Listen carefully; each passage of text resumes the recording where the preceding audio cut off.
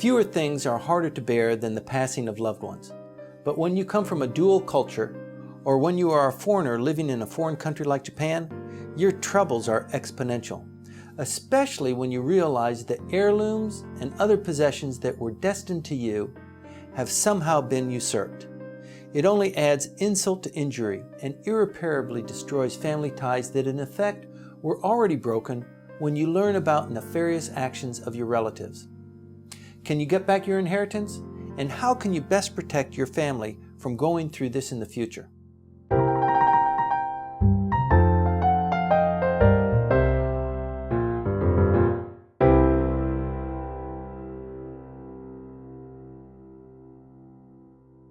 On the issues of inheritance, the vast majority of my clients are dual culture or Japanese nationals. The typical story is that a Japanese grandfather has died and you have come to realize that you have been marginalized in your inheritance.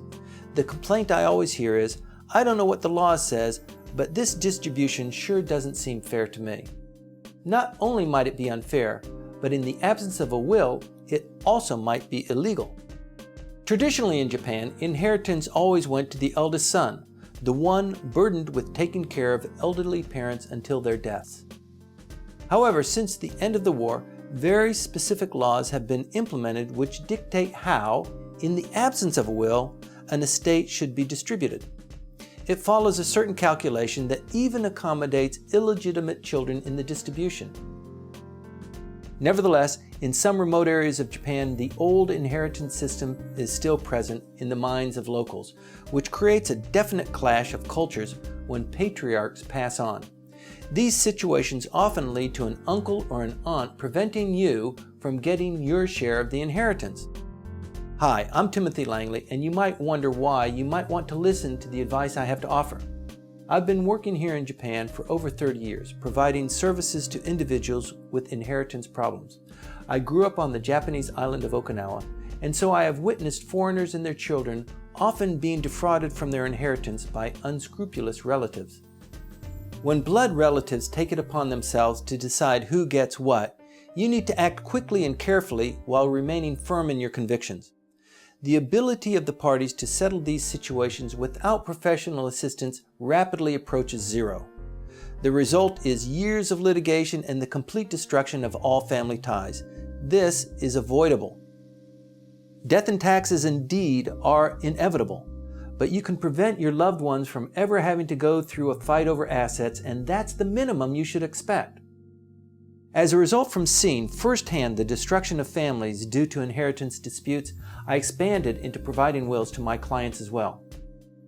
With the creation of a will, you are able to overrule the intestate succession law. It is a last letter to your loved ones in which you decide how your estate is divided. A will written in Japan does not necessarily need to be written in Japanese for it to be effective. People frequently ask me, "I am not rich, so why should I need a will?" The truth of the matter is that everyone needs a will. No matter what your possessions are now, or what they might become in the future, your estate will expand and contract depending on your children, the deaths of your relatives, and other unforeseen variables. Unfortunately, wills are little known and often misunderstood here in Japan. Not many people like to think about their own death, which is why writing a will is so difficult. But it carries tremendous advantages. The first being that should anything happen to you, you know that your loved ones will be taken care of and protected. Not anyone can write a will that will hold up in court or that will be effective to accommodate situations that could possibly arise unforeseen in 5 or 10 years. There are only a few recognized ways to formalize a will in Japan, and the one that makes the most sense is the process that I follow. You want to write a will once and put it to sleep. I will advise you on how to do it and on what points you might want to consider. The process for me can take up to about 3 weeks, but because there are plenty of hard decisions that you have to make, the process generally takes a bit longer. Another reason to have a will is to keep your estate as tax-free as possible. There is a certain limit established by every country below which, in the event of death, you don't have to pay taxes. Keep in mind that the established amount is not simply the balance in your savings account, but it's the valuation of the totality of your assets.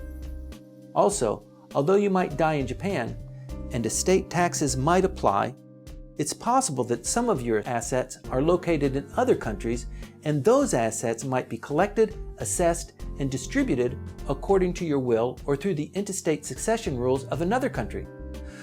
This is why it is so very essential that you have a will that is recognized under both Japanese law and the law of the jurisdiction in which the majority of your assets might be located. Creating a will is a responsible solution and will save your loved ones from foreseeable, unnecessary burdens and complications. If you have any questions, visit our webpage, give us a call, come in for a consultation, and let us help you.